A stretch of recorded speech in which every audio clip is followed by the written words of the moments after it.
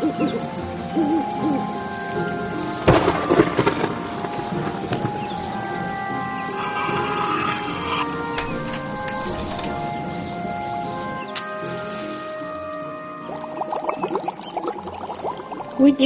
and Weird podcast. Hi, Witchy and Weird. I'm really excited for today's guest. Well, we actually have two guests. We have we have a dog who might bark, but I'm also joined by Pea the Feary, who is an Afrofuturist artist and mystic. Pea's work is about possibility, potential, beauty, and realization. P believes life is art. And so their life is about possibility, potential, beauty, and realization. With this life, P is creating the most beautiful piece they can while opening up portals, others while opening portals for others to do the same if they would like. P wants creatives, nonlinear, dimensional geniuses to know they can thrive in this world and that you can be yourself and be free and have power over your reality. And P is here to share that message with everybody. Hello. Hi. I didn't realize how long that was. I'm gonna cut that down. I'm really excited to have you on. I have low-key been obsessed with your work for some time. I've been following you since you were doing strictly like human design work and things like that. And then you started getting into this whole like timeline jumping, and that is so fascinating to me. So I'd be curious to know how you got to that point, if you want to share. Yeah. So from human design readings to timeline jumping? Yeah. Yeah. So I first, before I started doing human design readings, I was making art, just kind of wandering sort of.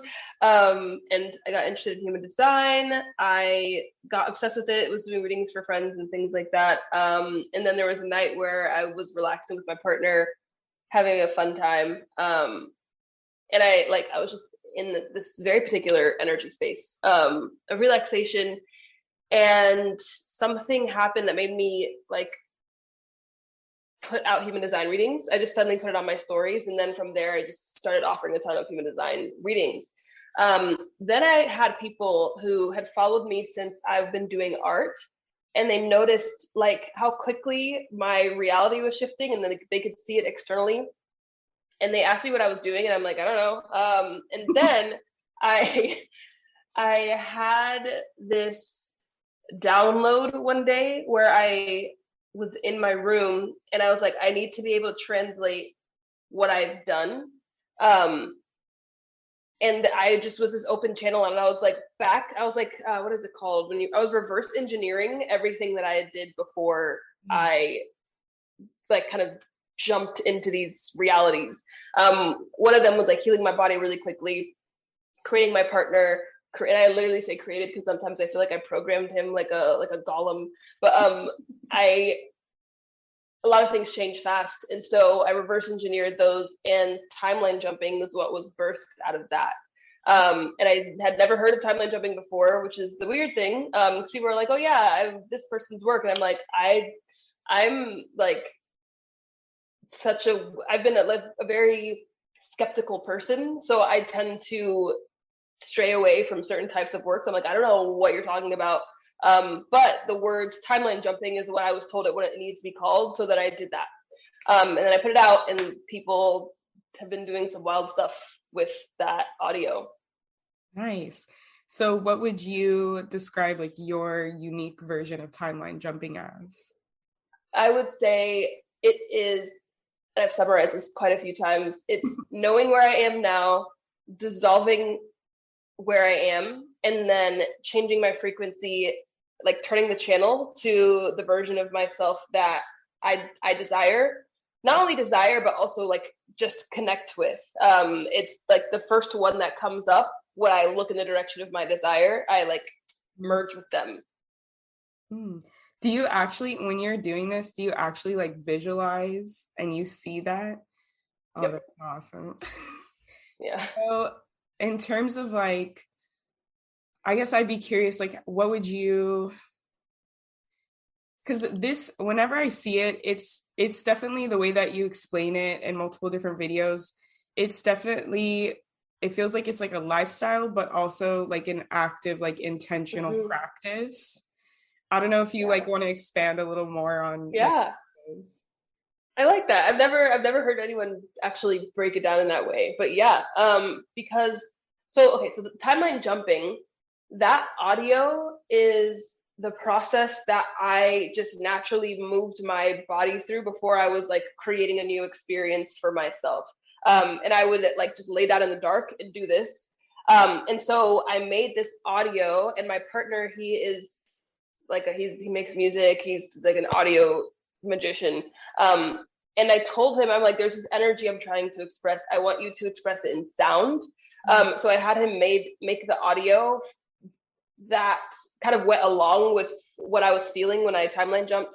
And then I recorded a meditation that I knew would kind of bring people into that experience as well. And so it's the process of knowing where you are, dissolving where you are in this like void space, and then merging with that next desired version of yourself, using visualization. And for some people who don't really visualize, especially my live ones, will talk about like sound, using sound to do that. And so there's a physical process of it. And then the character check-ins, I would say, is like the lifestyle thing. And it's like, are you, now that you've become this version of yourself and you are them, period, are you walking through life as them, or are you allowing the playback from yesterday to dictate how you're going to walk through reality? And by playback, I mean, so the way that I see this world is that it works a lot like a radio, in that there are signals that are transmitted. They are received by a transmitter.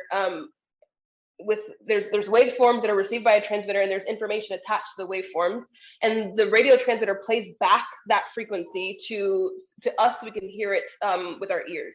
And so the way that I see reality is that we have this frequency that we're emitting, and there's information attached to it. Reality is receiving that like a transmitter and playing it back to us. So there is like a delay that happens. And so when I say, are you responding to yesterday's day, like the echo from yesterday, or are you responding to where it is you're going? That's what I meant by playback.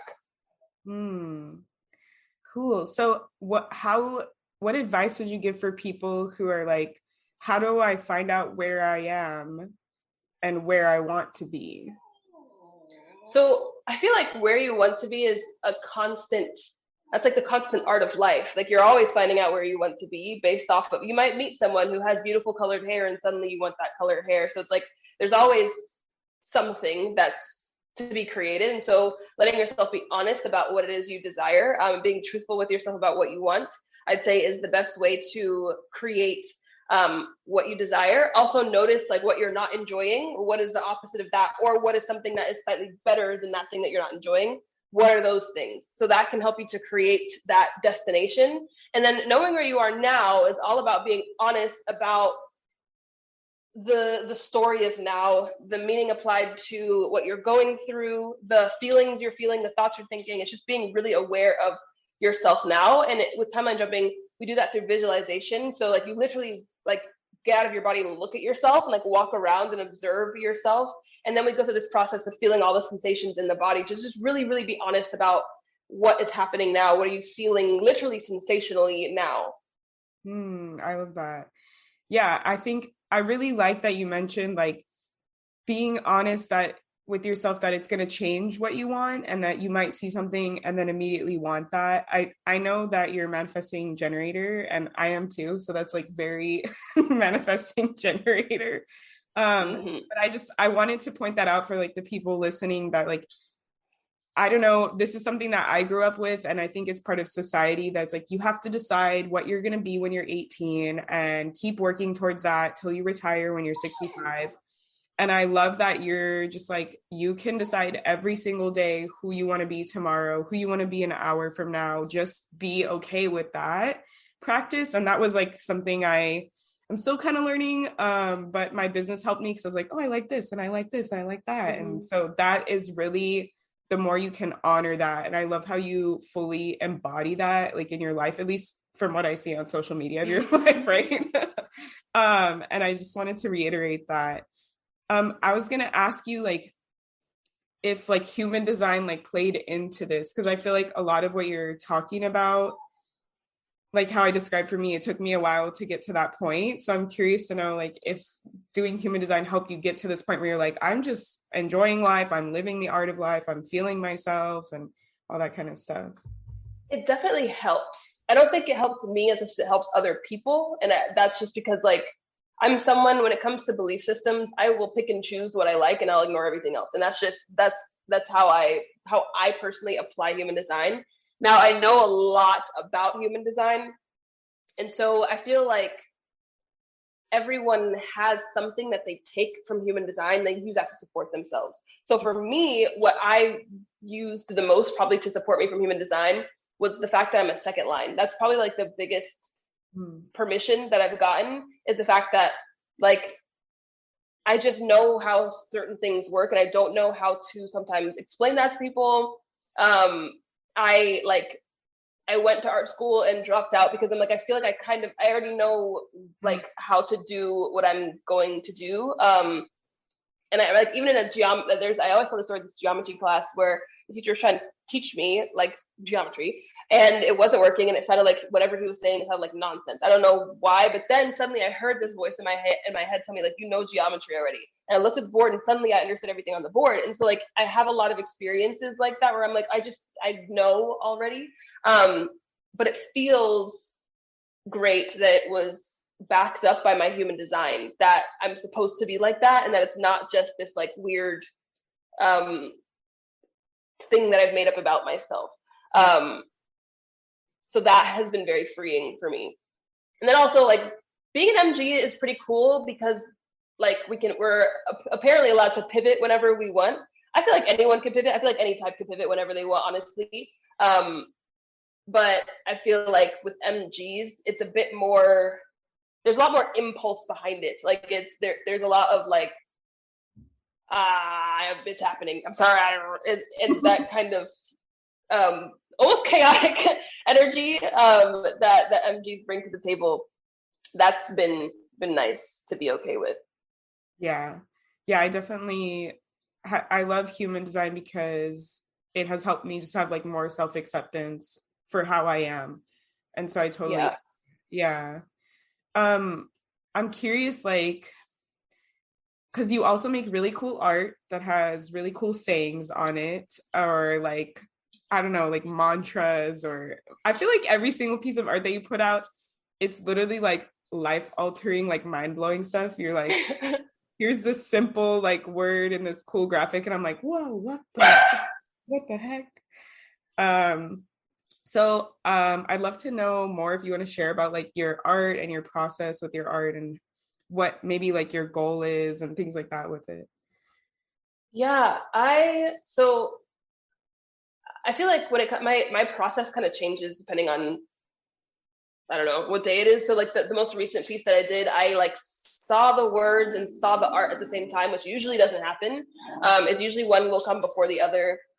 Or I'll see like a color and I'm like, that color, I need it in something. And then that will like make me want to make something. A lot of the time, I will hear certain things. And it's like, I don't know, I'll just hear something and my body's like, yup, that's the thing. And so then I'll do that. And then also I will talk to myself. Like I'll talk to my past self and I'm like, what did I need to know like a month ago? What did I need to know a year ago? And I'll find the most succinct. It's almost like I'm trying to get a message to my past self in like the smallest bottle possible. And I'm like, I just want to shoot it into you so that you can complicate it as much as you want, but I want you to get like this simple, fast truth in your body as fast as possible. It feels like I'm like trying to like blow dart something to myself. From the future. I love that. So what does your creative process look like? Because I'm sure like lots of creatives follow you and creatives listen to this podcast, but I've been hearing you say like, you know, I get this color, I get this image, I just got this download. Like, do you create a time every day to sit and like connect, or are you just like, it just comes? Like, what does that process look like for you? Well, it's different now because I have a lot of free time, and I've made it so that my life, I've prioritized free time for a lot of my life, and like free aloneness, nothingness time, which I haven't been doing a lot because I've been on TikTok, and that's anyway. I try to get time where I'm just not doing things. And I wouldn't say I try to. It's just like I require to like exist. I need time. And so then while I'm just wandering around my house or like laying on my bed staring at the ceiling or in the shower or something like that, that's when things will happen, because I'm resting and I'm kind of just relaxed, and then I'll suddenly have something. It does not work if I'm trying to. If I'm like, I gotta make art, it's like, no, I have to allow myself to make art.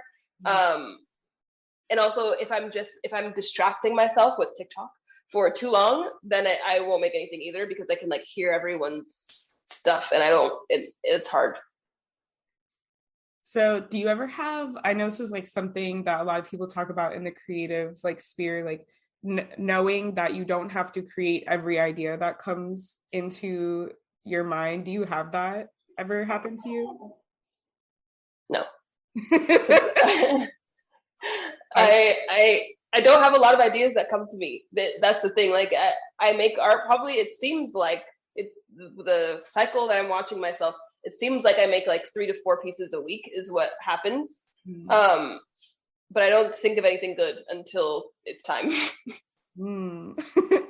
I mean, I think it's good because it definitely sounds like you're very dialed in to like how you work and your process. And I think maybe that's kind of what a lot of people struggle with, is like knowing what works best for them. I'd say I don't know, because when I backtrack, it seems like that's what happens. But what I do is I let whatever happens happen. Like if I have nothing to say for a week, okay, like, and so I can feel when it's going to be something that has to come out of my body, and that's the time when I do it. And that time where it's like if I can't stop thinking about something, I'm like, all right, like we have to make something. But I try not to think about, and it's really funny. The things that are the easiest in my life right now, which is like my ability to make art and my relationship, are the things that I think the least about. I don't think about these things, like, unless I'm just enjoying the existence of it. I don't think at all about them. I feel like I envy you. I think way too much. I'm like, I wish I could just be like, let me do the thing. I think what helps is that I don't take my art seriously, which I don't know if that's a good thing or a bad thing. Maybe sometimes it's like a bad, but I'm just like, all right, like we're doing a thing. We're just expressing ourselves. And it's very casual is what it feels like, which is my approach to spirituality as well. I feel like I wouldn't be able to, if I made it a big deal, I don't work well with that energy. Yeah. No, I think I think it makes a lot of sense hearing that you say that, and like seeing your art and how like profound it feels for a lot of people, because you're kind of like the message that's like the divine whatever is coming through, like that's the important part, and you're just like creating something, you're having fun with it, like you're not putting so much pressure on like your creative process. And yeah, I could see what you're talking about. Yeah, because like the art that I make like for myself, just to have in my house, like that always brings me the most joy. That's always the most fun, versus like things that in the past I've been like, okay, I need to make this so people would like it, or so it would sell, or stuff like that. So I get what you're saying. Yeah. But what's crazy though is that I recently had to teach myself that with my business, where I was like, the reason why art feels so good to you, because you don't care. And like, not to say that I shouldn't care about my business, but it's like, it's not about me. I do this because it feels good, and whatever is coming down, I let it come out. But I felt like with my business, I was very careful and very like, I have to make sure that this is okay. And like, I need to, especially because it felt like it was involving transforming other people. I'm like, I have to do it perfectly every time. But I was like, no, your best work, everything in your life comes from you opening up as a chill channel. You just relax and enjoy yourself as whatever comes out. and it's not about you. Stop making it about you. Stop taking yourself so seriously. And so that lesson in my business has relaxed me quite a bit. I think that's really profound. I'm like seeing all these things when you're saying that. Yeah, because a lot of people, there's like this weird belief that like you are the healer, like you are the person, and it's like I'm here just to hold space, like I'm the channel or the catalyst or the permission giver or whatever it is. Like it's about the other person and what they're doing.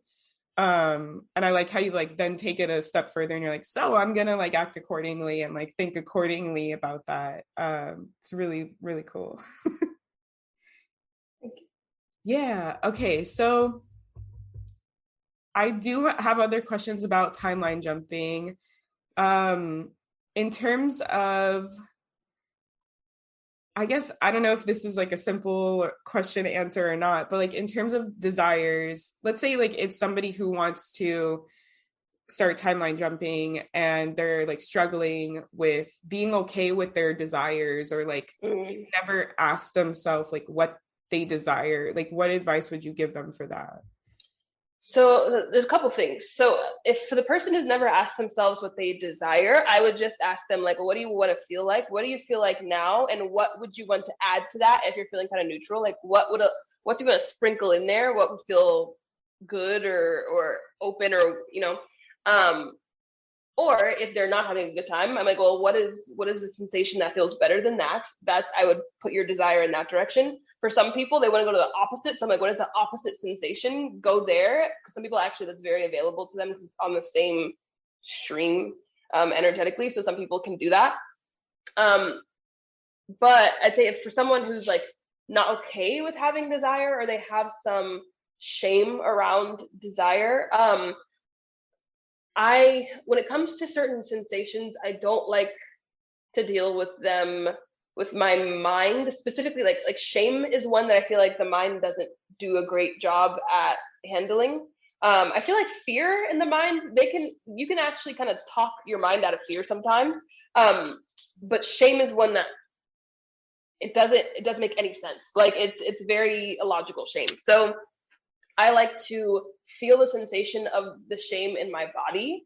And there's a couple things that I will do. And it also like kind of depends on my clients too. So I'm like, okay, well, find that shame in your body. And I want you to take like in your mind's eye, what is the shape of that shame in your body? Like, what does it look like? What is the color of it? What does it smell like? What does it, is there a noise coming from it? Turning the sensation in the body into an object, turning it to something that is like neutral. I'll even sometimes have people look at something as if it's like a piece of art hanging in a museum or something like that, so that it's just this thing that you don't have to apply meaning to, and that neutralizes the sensation of the shame.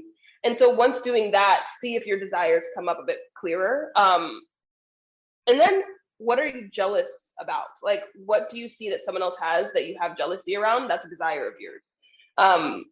Yeah, those are the things I would say. Those are really good.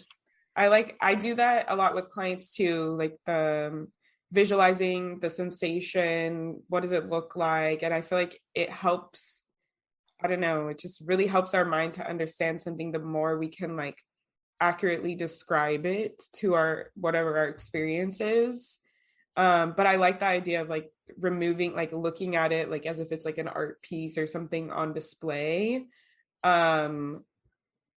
I can kind of feel like how when we just like visualize it outside of ourselves, it kind of like removes that need. I don't know, like I get what you're saying. It's like now it's not mine, it's just there. And now I can like move past it or around it or whatever. That's really cool. And the jealousy too. I get that. And I think that people, it's so good that you talked about that, because I think sometimes we get stuck around the jealousy. Like we don't know what the motivation is behind it. And yeah, desire is such a big one. Oh man, this is really good. Good answers.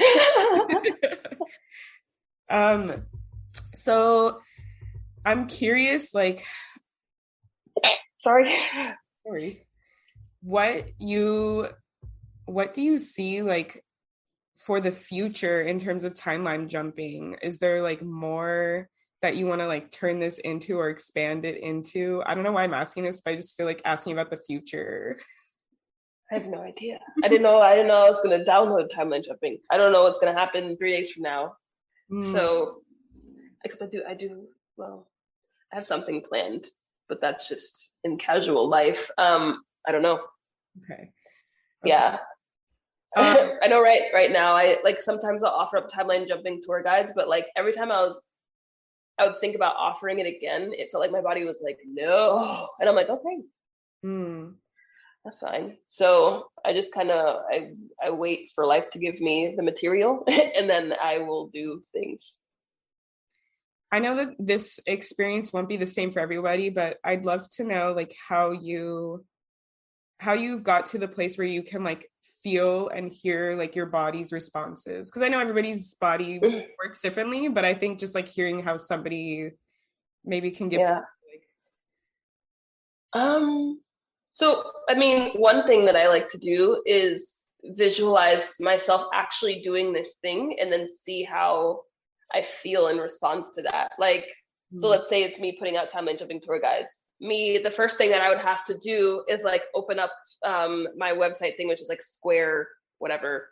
And I can like watch myself start opening up Squarespace. And then I can feel like, how does that feel? Does that feel like you're excited to do that? Or do you feel bored? Or like, is that enticing to you at all? And if it doesn't feel enticing, then I'm like, oh, it's probably not it. The thing that I'm wanting to do. I'm not attracted to that. I think, and I'm also it sounds very generatory of me. Like, what am I attracted to? Do I feel like I'm pulled to like do this thing, or am I feeling like I don't feel anything about this? So yeah, just paying attention to my sensations in response to whatever idea might pop up.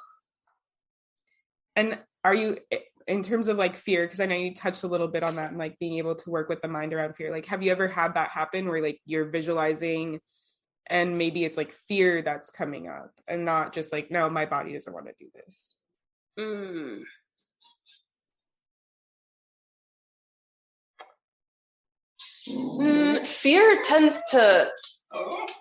Fear's a weird one for me. Because it's just kind of there all the time. And then sometimes it gets really loud. Like, it doesn't, it's kind of just always talking like, so I like to personify different aspects of myself, especially in the form of pilots on like a ship, and like there's one seat and there's all these pilots. And so the pilot of mine and my body, who is fear, they're just walking around, they're always twiddling their fingers, they're sweating, and like they're just kind of like all the time, like just noticing everything. And sometimes they're like, hey, give me the thing, because I don't know what you're doing. Give me that. And they will take the steering wheel. And so that just kind of happens like randomly. I love that. That's like a really cool visualization for people to use, like personifying the different like parts of them as different pilots of a ship or captains of a ship, and then like seeing who is wanting to like sail that ship at any given moment and what their like motivation is behind that. That's really cool. Yeah. Because we know the motivation, you can talk to them, right? So it's like if I have a fear coming up around meeting a person, and I'm like, I've never met this person before, I don't know what the energy is going to be like, and I'm like, okay, cool, I hear you, like, let's talk about it. Do you want, because sometimes when I meet someone new, if I wear makeup, it makes me feel a little safer, because I'm like, you can't really see me, that's the weird thing, but it's what I like to do. Or I'm like, do you want to drink some magnesium to get yourself ready for meeting this person? Do you want to invite a friend? Do you not want to go anymore? Like, talking to see.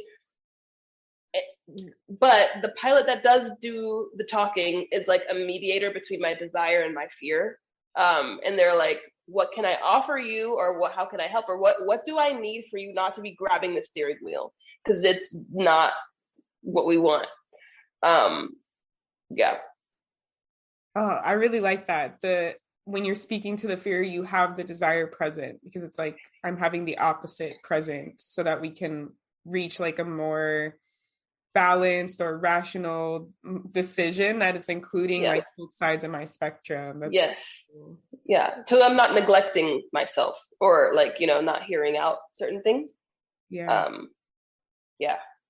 That's really cool. I'm like, everybody listening, this is a good and then I'd love for you to expand a little more on like the second part, like the lifestyle part that we talked a bit about, like every day waking up and deciding like what I don't know, maybe how you got to that or what that looks like for you. Maybe even like what you work with clients around, like teaching them how to do that. Yeah, I started noticing this, that like when I wake up, it felt like the game started again. And like, I don't know how to explain it. It's like this sensation of like I don't know. It felt like the game was turning on for the first time every time. And so I'm like, okay, there's like a restart that happens, and I can feel this restart. And I'm like, I need to program myself as soon as I restart so that I don't have to, if I do this at the beginning, like when I first timeline jump, I do it for like a little while after I first timeline jump. And it's so that I can like muscle memory that timeline and make it so that it becomes normal for me. And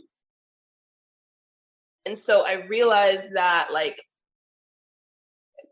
it doesn't take a lot. And I like to keep that simple with clients. I'm like, give yourself like a word that reminds you the timeline that you just arrived at. Or one of my clients, she's come up with like sigils. Like she will create a sigil right after she timeline jumps, and she'll like put that on a door, so that when she wakes in the morning before she goes to the bathroom or something like that, she sees that first. So like anything that can kind of like, what is it, calibrate you to the timeline jump, or to the timeline you're choosing. And it's not this thing that has to happen constantly, which is, I kind of tell people this because I get weary of people thinking that they need to always like, I need to be the character, and like it's like they're forcing themselves to play this person that they're really like just not. And that usually happens as a result of someone pedestalizing their future self, or they're thinking that their future self is this like perfect being who does no wrong. And it's like, well, let's be a little bit more honest about what it is you actually want right now. And for the most part, when you're really, really honest about what it is you actually want to right now, it's like, I want to feel a little better, or like, I want to relax about like just like 20% more. Honestly, like if you get really, really clear with like right now what you need from yourself, instead of painting this picture of like, this is what I'm supposed to be like, because that's usually like not even what we actually want. I think, I don't know if I lost my train of thought, but yeah, that's the check-in. It's just to get yourself in a place where it feels mundane to be playing this character. It feels normal. It becomes who you are. That's that. I like that. So when you're doing these, do you feel like it's better if people, I know you talk about like simplicity a lot. Do you feel like it's better if we like do like one thing at a time? Because I know often when I'm sitting down and thinking about like, what do I want my life to be like? What do I want the next phase of my life, to feel like, and all this stuff, is like a bunch of stuff comes out. And I feel like it's hard to manage like, oh, I want to have this and this and this and this and this in all these different areas of my life. Yeah, there's a couple things that you could do here. So if you're someone who it feels possible for you to create multiple things at one time and your mind doesn't have resistance to that possibility, I would like write all that down, write all those things that you're wanting to create down. Because there's times that I've done that with like objects that I wanted to see, where I'd like write down like 4 or 5 objects that I wanted to create in my experience just to show myself that I could do it. But what I would say is like, another thing I would say is, if that doesn't feel possible for you to hold multiple outcomes, I would get really present in what do I want tomorrow? Like, what do I want to experience a week from now? Or like, what do I even want to experience today? Like getting yourself a shorter, what is it called? A shorter like distance to jump, basically, I feel like can be really helpful.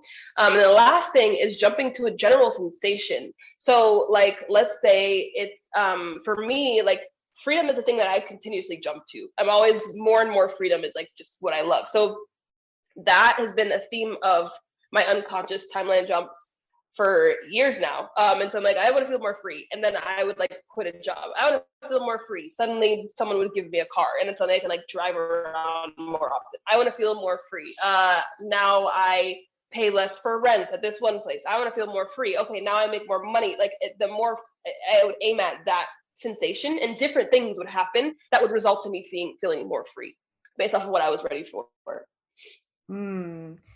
So I kind of heard like two things where like if it's a sensation, focusing just more on the sensation and less on like how you're going to get that sensation. Yes. Okay. Yeah. I'd say focusing on how is not what you want to do when you're timeline jumping, because that's saying that your desire is the how, and it's like that's not what you want. You want a desire. You don't want that's like you're not constantly thinking about the how. But what I will say about the how is that when you're embodying the version of yourself that knows how to get to your desire, they know how. Like you'll just start doing stuff, and that you'll move different. You're gonna think different. You're gonna see like the world differently. It's almost like there's this game that my partner is playing called Inscription, where you can see the world differently based off of like this eye that you have in, and you see like things that light up. And so like looking at the world and embodying this person, certain things just light up. It's like, oh yeah, duh, like I should obviously do that thing.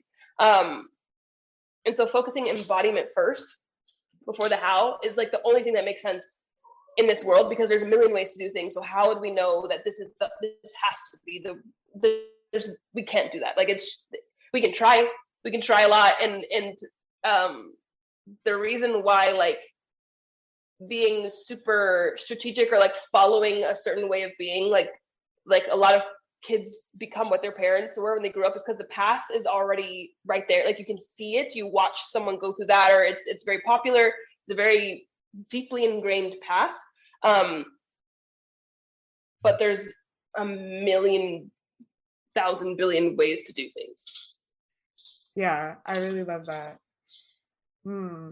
I've been pondering about that thing too, about like taking the path that's like feels unwritten because you haven't seen it. So I like that you brought that up, and just like knowing like I don't know what or how or who, I just want to feel this or experience this. I also like that you talked about you wanted something just to prove to yourself that you could do it. Because I think like a lot of people want things and then there's like shame around why or how, and just like, well, the motivation is I just want to prove that I could do it. Like you don't need more than I just want to experience this. I want to prove that I could do it. Because I think like sometimes, especially in the past, like being like I started my spiritual journey around like a lot of like white new age women and stuff. So like I had a lot of this programming around like, well, you should want it like for the better of humanity, or like it should be, you know, like high vibe or all these different things. And so it took a lot for me to be like, it's okay if I want this experience, then I just freaking like I literally had a conversation with my boyfriend this weekend about it. And I was like, if I want it to be this way, like I just gotta suck it up and like this is what I want. Too bad. Like who cares if it's like, oh, moral this or moral that or whatever. Yeah, that was one of the most confusing things. Like when I'd like run into spiritual people and they're like, yeah, like it's for the good of humanity. And I'm like, how do you know that? Because I'm pretty sure that all the religions say the same thing. And there's a couple of religions that have murdered people out of the goodness of like being good for humanity. So that's not really like, I feel like the moral compass for everyone. I feel like there are people who have been forced to move that way, and I feel like they cause some pain when they pretend to do things out of the good of humanity, like when that's really not what they actually came here to, like, there's people who are genuinely motivated by that, and there are people who are not. And I feel like it's just, let's be honest about what you came here for. Yeah. Oh, I think that's gonna shift a lot of people's realities. Like, it's okay if you're not here for everybody's highest good and you're just here to have like a good experience, you know? Yeah. Ooh, that's a pretty big one. Oh, that's so amazing. Okay, so I wasn't planning on like talking about human design, but I don't know if you want to even talk about Yeah, sure. Like, I guess I know it's kind of hard to ask this question and be like as succinctly as possible, because I know there's a lot of stuff in human design. I'm curious to know I've recently learned like the guy who made human design was like, I want to know like your opinion on that, because I know I've seen a lot of people who are really into human design, myself including, and then we learn about the founder and how he was like this white man who like traveled and just like was like, now I'm going to change my name to sound like ethnic and take other people's cultures. And now a lot of people are just like, what do I do with this information? I don't know if you have any advice on that. The first thing I would say is, if it feels very like morally not okay for you, don't do it. Find something else. Like, stick with your moral, like back yourself when it comes to your morality. That's the first thing I would say. If you have a big issue with it, let it go. The second thing is that for me, when I learned about Ra'uruhu, I was like, well, he was just a channel and this works for me. So to me, he's just a messenger. And I don't really have an attachment. I guess like that's even with the way that I work. I'm like, I'm not that big of a deal. He's not that big of a deal. No one's that big of a deal. We have all this material to work with, and he found a way to put all this material together and transport it. And so I kind of like, I don't care about Ra'uruhu, which I also is like, I feel like that's why I talk about human design a little bit differently than some people, because some people are like, Ra'uruhu, like he's right. The way that he says everything has to be is right. And I'm like, he was just a vessel. Like to me, sometimes certain gates, he'll describe it like, this gate means that you're going to die in 3 days. And I'm like, that's a little, okay. No, to me, that's not the way that I translate that. And I'm going to channel something else because you channeled this. Who are you? And that's how I kind of view. But I'm a little strange. People might not like this, but I don't worship ancient gods. And I know that like, that's a lot of people are really into that, and I get it. But to me, ancient gods were also just energies that were channeled by humans. So I don't see any belief as higher than anything else. And to me, it's all just information that humans have downloaded. And I know people aren't going to like that, but no one is that sacred to me, in all honesty. Yeah. No, I really like that. I often like I have very similar conversations with my partner about like a lot of the religions that were created where somebody psychically like channeled or downloaded information and then they shared it, and then like they're more important than like a psychic medium who can do things like that. And I always like talk about these things. So I kind of get what you're talking about. And I really like that philosophy. I think you can apply that to like pretty much like your life, right? Like no one is more important than somebody else. Like they're just here sharing like information. And a lot of the time too, like people take that ancient information or things very seriously, but it's like they channeled probably what was important and needed for their life at that time. And now we're like carrying that on and like treating it as like law. And it might not fit for our life. Like that's what we see with a lot of religion. Like it's now modernized, or, you know, like we can do these different things and it doesn't fit. So I like that, how you're saying like, if it works for me, it works for me. And like the information, I'm looking more at the information as opposed to like who this person is and what they're doing and the humanity, greater good stuff. That's really cool. I think that's definitely applicable for a lot of people's lives. But I get how if like you followed this for your whole life, then it's kind of for you to say that people are like, wait a minute, and it's like jarring for them. Yeah, which is also why I try not to I don't push that on anyone else though, right? So I'm like, hey, if you honor this and I want you to honor it, my mom is a devout Christian, like hardcore devout Christian, and I'm like, great, that's fantastic. I'm so proud of you and happy for you, and your connection to God is inspiring, and she prays for me, she prophesies over me, and I'm like, great. I don't believe that, and I think that some Christians are wild, but I don't know, I'm not gonna yuck your yum. Yeah, I like that. So in terms of I guess then I'm curious, so if you look at human design a little bit differently, what do you think is the best way to apply or use human design? To support you in whatever it is you want, just like everything else. I feel like anything that you use is a tool to support where you're trying to go. If you're using a ladder, you're trying to go up. Why would you? Because let's say I don't know, let's say you really need to hammer something into the wall, and reality gives you a heavy rock. Are you not going to use the rock to knock the nail into the wall because the rock was not intended for use everything to help you get to where it is you're wanting to go. That's how I view all tools. I really like that. I know the question may have seemed well, of course, obviously, right? I love using astrology and human design to help with self-acceptance for myself, but I kind of like how the different perspective of the words, using it to get to where you want to go. Yeah, I feel a lot of people when you speak are wow, and you're just yeah. That's been the whole podcast. I'm like, oh my gosh. And you're yeah. I don't know. Well, thank you for being here. This has been amazing. Where can people find you on the internet? Where's your website? How can they work with you? What do you have going on? Yes. So my Instagram is the hub for everything. And that's PeaTheFeary, Pea the Feary. I have the audio timeline jumping that you can listen to take you into that state of transformation. So you can become a version of yourself that knows how to get to where you want to go. I do live jumps monthly. I sell art.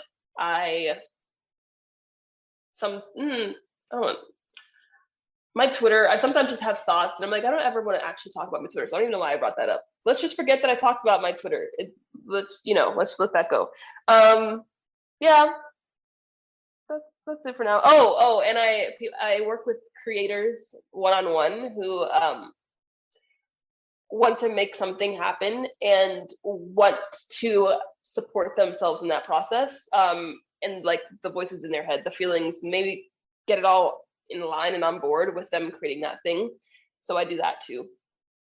Awesome. And I'll put all of that in the show notes. I'll put your website and Instagram if you want to go follow P. I recommend just even following just to see all the cool art and I feel your art reminds me oh, I do need to check in with myself and ask myself if this is the reality I want.